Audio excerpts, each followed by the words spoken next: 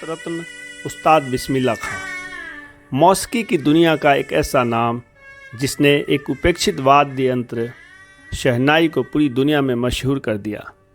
शादी ब्याह के मौके पर अक्सर बजाए जाने वाले एवं साधारण से दिखने वाले इस वाद्य यंत्र को शास्त्रीय संगीत के स्टेज पर ले जाने का श्रेय उस्ताद बिस्मिल्लाह खां को ही जाता है। इनका जन्म बिहार के बक्सर जिले के डुमरांव में 21 मार्च 1916 को हुआ। बिहार के बाहर के वो लोग जिन्होंने चेतन भगत द्वारा लिखित उपन्यास हाफ गर्लफ्रेंड पढ़ा होगा वो इस नाम से अवश्य परिचित होंगे।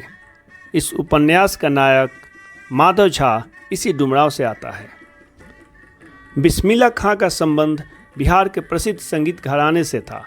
इनके दादा रसूल बख्श खां डुमरांव महाराज के दरबार में शहनाई नवाज थे। इनके पिता पैगंबर बख्श एवं मामा का परिवार भी शहनाई वादन से जुड़ा हुआ था। इनके बचपन का नाम करीमुद्दीन था। वह डुमरांव के बिहारी जी के मंदिर में प्रायः भोजपुरी चैता गाने जाया करते थे और इनाम में महाराज की तरफ से उन्हें 1.25 किलो का लड्डू मिला करता था। उस समय किसी ने कल्पना भी नहीं की थी कि 1.25 किलो लड्डू का इनाम जीतने वाले इस बालक को भविष्य में भारत का समस्त नागरिक सम्मान मिलेगा। उन्हें आगे चलकर पद्मश्री, पद्म भूषण एवं पद्म विभूषण से नवाजा गया। उन्हें 2001 में भारत का सबसे उत्कृष्ट नागरिक सम्मान भारत रत्न मिला। भारत रत्न जीतने वाले वह तीसरे संगीतकार थे। कर्नाटक शैली की सुप्रसिद्ध गायिका MS सुब्बुलक्ष्मी पहली संगीतकार थीं जिन्हें संगीत के क्षेत्र में यह पुरस्कार सर्वप्रथम मिला था। बिस्मिल्लाह खां अभी छोटे ही थे जब इनका अपने मामा के घर बनारस आना हुआ। इसके बाद बनारस एवं गंगा से उनका एक अटूट रिश्ता कायम हो गया। अपने मामा की देखरेख में इनकी संगीत की शिक्षा शुरू हो गई। बनारस के बालाजी मंदिर, मंगला मैया एवं गंगा का घाट उनका एक पसंदीदा स्थान बन गया जहां वह घंटों रियाज किया करते थे।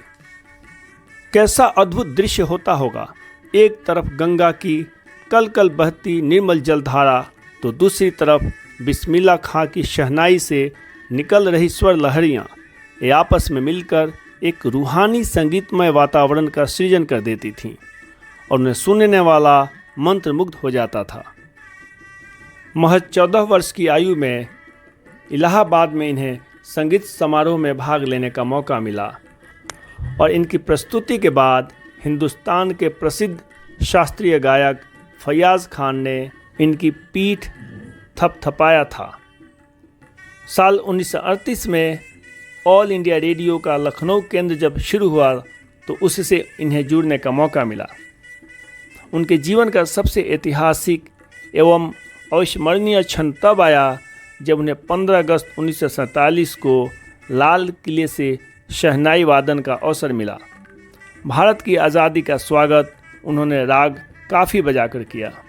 बनारस और गंगा से उनका लगाव देखते ही बनता था और ऐसा होना स्वाभाविक ही था। जब बालक बिस्मिल्लाह बनारस आए तो बनारस का गंगा घाट, उसके मंदिर और वहाँ का संगीतमय वातावरण का ऐसा असर उन पर हुआ कि वह यहीं के होकर रह गए। उन्हें अपनी प्रतिभा को संवारने का यहाँ भरपूर मौका मिला। एक बार उनके किसी चाहने वाले ने उनसे USA में शहनाई सिखाने के लिए निवेदन किया। उस व्यक्ति ने उनसे यह वादा किया कि वह बनारस जैसा ही वातावरण USA में बना कर देगा, वैसा ही मंदिर, वैसा ही सब कुछ। खान साहब का जवाब था, क्या गंगा भी वहाँ ला दोगे? वह बनारस को बनारस कहा करते थे, एक ऐसा शहर जिसका रस बराबर बना रहता है। बिस्मिल्लाह खां को लोग प्रेम से खान साहब पुकारते थे। खान साहब देश और दुनिया भर में कार्यक्रम के लिए जाते रहे, लेकिन फिर वह उसी हवा, उसी पानी और उसी माटी में लौट आते थे जिसने उनकी परवरिश की थी। एक बार उन्होंने कहा था, जब मैं विदेशों में होता हूँ तो हिंदुस्तान की याद आती है। खान साहब उन चंद लोगों में से थे जो शिखर पर पहुंचने के बाद भी अपनी जड़ों को नहीं भूलते हैं। एक मौके पर उन्होंने कहा था, जब मैं मुंबई में होता हूँ तो बनारस एवं पवित्र गंगा की याद आती है, और जब बनारस में होता हूँ तो डुमरांव के वो मठ याद आते हैं। वो अपनी जन्मभूमि एवं कर्मभूमि से जीवन पर्यंत भावात्मक रूप से जुड़े रहे। एक बार प्रसिद्ध पत्रकार शेखर गुप्ता ने उनसे सवाल किया, जब देश का विभाजन हुआ था तो क्या आप अथवा आपके परिवार ने कभी पाकिस्तान जाने के लिए सोचा था? खान साहब का जवाब था, भगवान न करे, मैं बनारस कैसे छोड़ देता, कभी नहीं। एक बार पाकिस्तान गया जरूर था, सिर्फ 1 घंटा के लिए, और पाकिस्तानियों को नमस्कार कर दिया और भारतीयों को सलाम वालेकुम। ऐसा था उनका हिंदुस्तान प्रेम। खान साहब वैसे तो शास्त्रीय संगीत के सिद्धहस्त कलाकार थे और अपनी शहनाई को विभिन्न रागों को बजाने के लिए तैयार कर लिया था, लेकिन पूरब अंग की गायकी और वादन से उनका मोह कभी नहीं छूटा। वह अंत में उस लोक संगीत पर आ ही जाते थे जिसके लिए बनारस मशहूर है।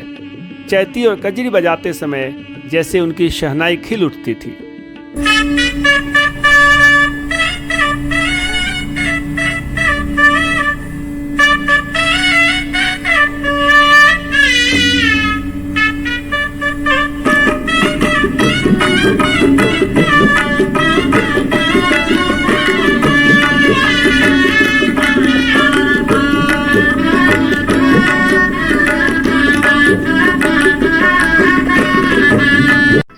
जिन लोगों का लोक संगीत से राब्ता नहीं है, उन्हें फिल्मी गाना सुनते समय शायद यह महसूस होता होगा कि कैसे फिल्म संगीतकारों ने कितनी खूबसूरती से उसे फिल्म संगीत में आत्मसात कर लिया है।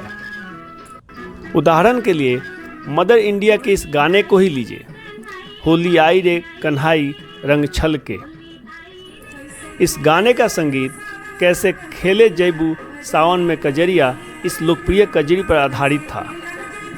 खान साहब सांप्रदायिक सौहार्द के सबसे बड़े प्रतीक थे। बनारस के प्रसिद्ध संकट मोचन मंदिर पर जब आतंकवादियों ने हमला किया तो बिस्मिल्लाह खां गुस्से से भर उठे। उन्होंने आतंकवादियों को चेतावनी दी, खबरदार जो मेरे बनारस को किसी ने छुआ तो। जब उनसे इसके बारे में किसी ने पूछा तो तेज होती बारिश की तरफ इशारा करते हुए उन्होंने कहा, देखो आसमान भी इस घटना पर आंसू बहा रहा है। इस गम में उस्ताद ने अपना 90वां जन्मदिवस नहीं मनाया। वो मानते थे कि यदि हम संगीत को अपना लें तो आपस का झगड़ा कभी भी नहीं होगा। आधुनिक समय में अपने देश में 2 हस्तियां ऐसी हुई हैं जिनकी दहलीज पर आकर मजहब की दीवारें ढह जाती हैं। एक थे पूर्व राष्ट्रपति APJ अब्दुल कलाम, तो दूसरे बिस्मिल्लाह खान। रघुपति राघो राजा